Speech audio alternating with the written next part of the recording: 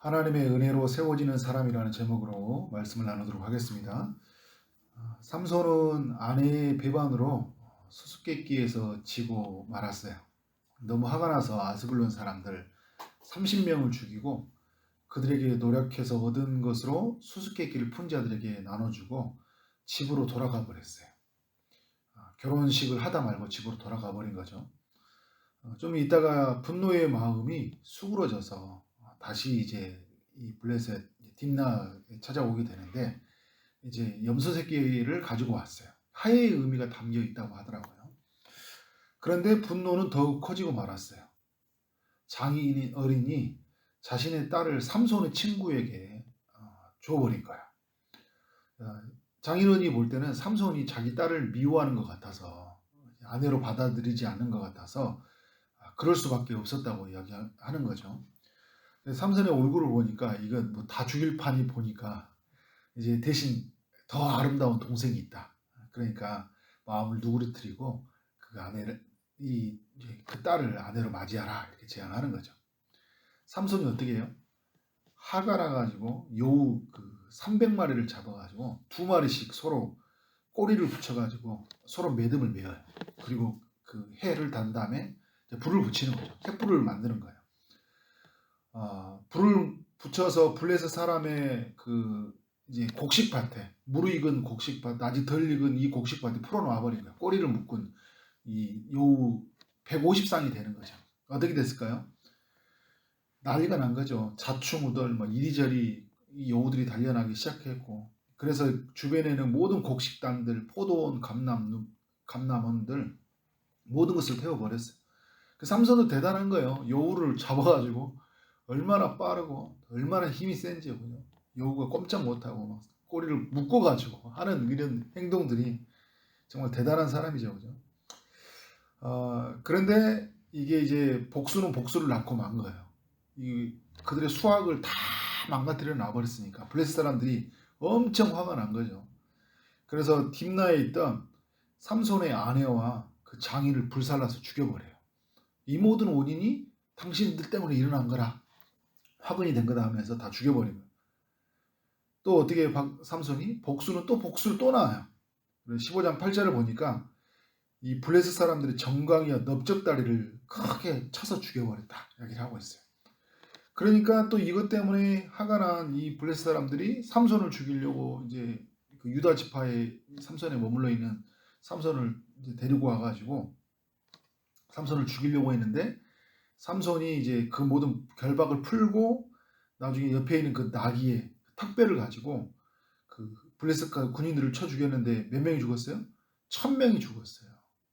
피 비린내가 난 거죠. 이 블레셋 땅 가운데. 성경의 인물 중에 이 삼손의 이야기가 가장 어려운 것 같아요. 어려운 사람들 중에 한 사람이에요. 하나님이 이런 삼손을 사용하시니까요. 이런 삼손을 통해서 하나님의 구원을 이루어 가시니까 참 놀랍다. 하나님의 이 일하심을 어떻게 해석할 수 있을까라는 생각들이 들게 돼요.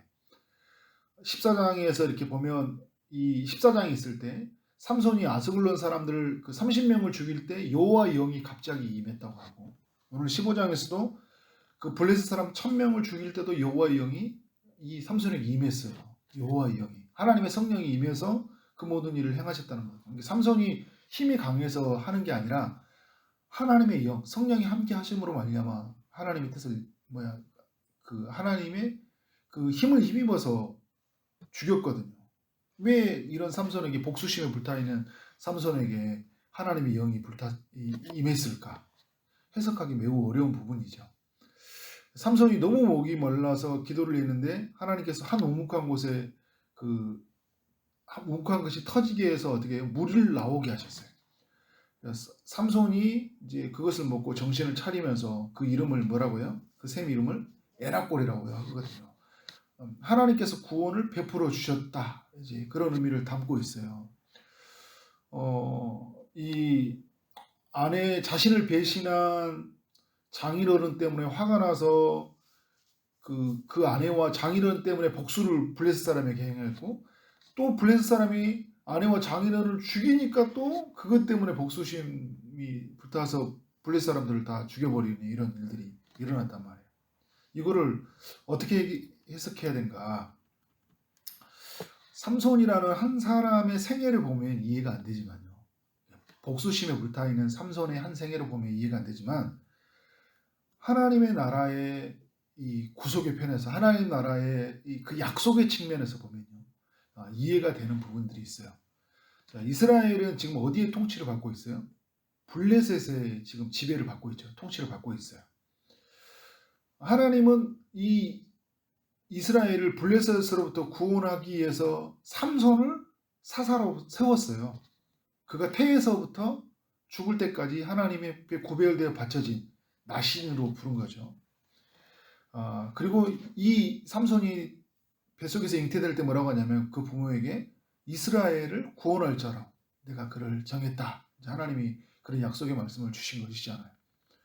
그러니까 하나님은 이 이스라엘을 블레셋으로부터 구원하기 위해서는 무엇이 필요할까요? 블레셋을 심판해야 된 거예요. 블레셋을 심판하는 측면에서 하나님이 삼손을 사용하고 계신 거예요. 삼손은 막 분노 때문에 하는 것 같았지만 하나님의 이 약속의 측면에서 뭐라고 했냐면 블레셋을 심판하고 계신 거예요. 그러니까 14장에서 삼손이 아스글론 사람들을 30명을 죽이잖아요. 이 아스글론은 블레셋의 5대 도시 중에 하나예요. 5대 도시 중에 그 도시를 심판하고 있는 거고요. 그리고 15장에서 이 블레셋에 어떻게 하고 있어요? 그 곡식하는 단과 포도원과 감람원이라는 것들을 이 여우를 통해서 불태우면서 뭐라는 거예요? 블레셋 땅에 있는 모든 소산과 소득을 하나님이 심판하고 있는 거예요. 그리고 이 1000명의 군인들이 죽이잖아요. 그냥 나귀떡으로 뼈로. 그러니까 군인들을 죽이는 거잖아요. 군인, 곡식, 그리고 도시를 하나님이 심판하고 있는 거예요. 그러니까 하나님이 이 모든 이스라엘을 구원하기 위해서 블레셋 땅을 심판하고 있는데 이 삼손이라는 사람을 통해서, 그러니까 우리 출애굽기를 보면 출애굽기에서 우상 숭배하고 있을 때 레위 지파 사람을 통해서 하나님 앞에 그들이 어떻게 돼요? 바쳐진 사람들이잖아요. 레위 지파도. 그리고 이제 처음부터 바쳐진 레위 지파가 있고 이렇게 이제 소원에서 이제 하나님의 뜻으로 정해진 레위 그 나실인이 있는데 하나님이 이때 누구를 한 거예요? 이 나실인 삼손을 세워서 이 블레셋 땅을 심판하시는 역할들을 하나님 보여주시는 거예요. 그러니까 하나님이 이스라엘을 구원하겠다는 약속을, 그래서 이 블레셋을 심판함으로 말미암아 구원한다는 약속을 삼손을 통해 성취해 가고 계신 것이. 삼손이 잘했다는 건 아니거든요. 삼손을 지지하는 게 아니에요. 삼손의 연약함이 그가 뿌려진 씨가 어디에서 드러나냐면 이제 내일 말씀에서 살펴보면 나타나요. 그가 가지고 있었던 욕정을, 그가 가지고 있었던 자기 분노를 절제하지 못해서 그의 삶 속에 개인의 종말이 찾아오죠. 그런데 그의 삶의 끝에서 또 이루시는 일이 뭐냐면 이스라엘을 구원하셔요. 결국은요. 완전하지 못했어요.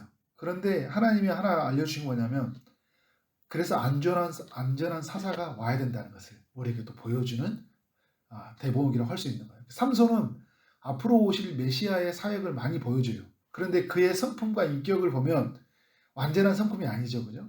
그래서 누구를 보이냐면 예수 그리스도. 우리가 닮아가야 될 일은 아니에요. 삼손은. 그런데 삼손의 삶 속에서 하나님이 일을 이루신 걸 보면서 우리는 뭘 생각하냐면 하나님이 이렇게도 역사를 하시는구나라는 것을, 하나님이 높고 높으신 하나님이 일하시는 걸 우리가 경배하게 되면서, 그렇지만 삼손은 우리가 닮아가야 할 사람은 아니지만 우리가 닮아가야 할 누가 오시는 거예요? 예수 그리스도가 오시는 거잖아요. 우리는 그분을 따라서 가게 돼요. 그래서 이 삼손을 통해 어떤 일이 하냐면 이스라엘을 구원하시는데 마지막 절에 보면 마지막 대목에서 그에게 물을 주고 그의 목마름을 적셔주고요. 이스라엘은 어떤 일이 일어나요? 그로 인해서 20년 동안 평화가 찾아와요. 안전해 줄 수 있다는 거죠. 이 삼손을 통해서. 그러니까 실수투성이의 삼손을 통해서 하나님의 구원을 이루어 가시니까 우리가 하나님 앞에 경배를 돌릴 수밖에 없다는 생각이 들어요. 그래서 여러분 히브리서 11장의 32절에 보면 이 사사들의 믿음으로 살았던 사사들의 이야기가 소개되거든요. 기드온, 그리고 바락이라는 인물이 소개가 돼요. 그 여인 도라라는 여기 소개되지 않고 바락이란, 드보라가 믿음이 없다는 게 아니라 하나님이 또 바락이란 이름을 세워요. 그리고 그 은혜라는 거잖아요. 그 되게 겁 많고 막 드보라가 없으면 막 겁많았던 이 사람을 하나님이 또 믿음의 사람이라고 말하고, 기드온을 또 겁이 많았던 사람을 믿음의 사람으로 말하고, 삼손을 또 믿음의 사람이라고 이야기를 해요.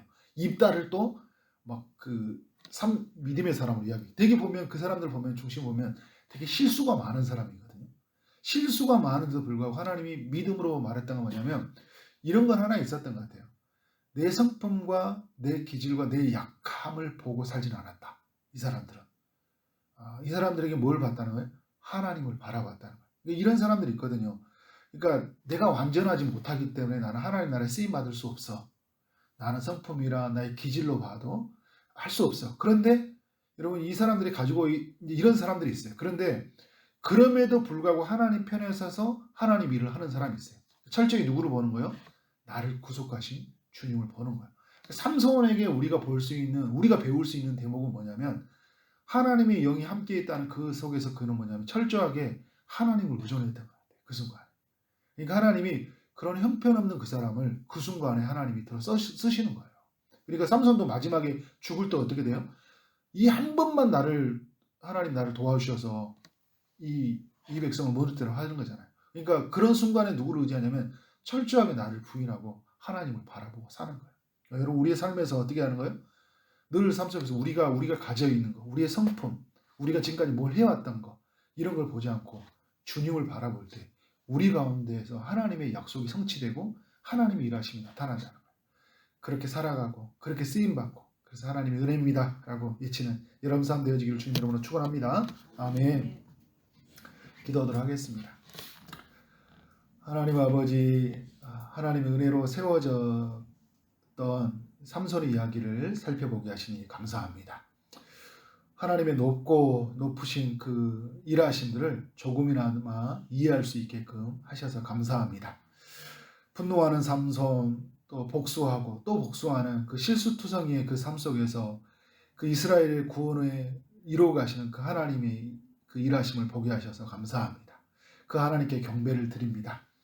하나님, 너무 불완전했던 삼손을 보면서 완전하신 사사, 그 영원하신 사사, 영원한 구원을 이루어 가신 그 예수 그리스도를 바라보게 됩니다.